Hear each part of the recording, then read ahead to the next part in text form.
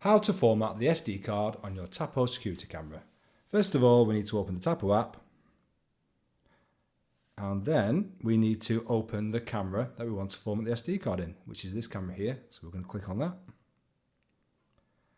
and then wait for it to load up to show you the feed. And there's my hand. And now we're going to click on the settings icon at the top right,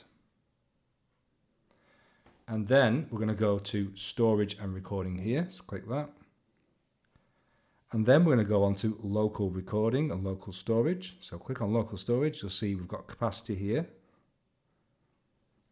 And you'll see you've got the storage here with what you've used and how much you've got left.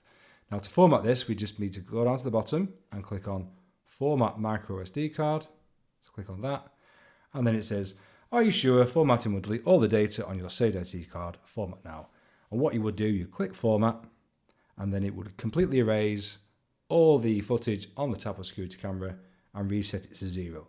So when you do finish the format, storage will go down to 0 GB of what you got left, and that is how you format the SD card on a Tapo security camera. Thanks for watching. Please like and subscribe, and I shall see you in the next one.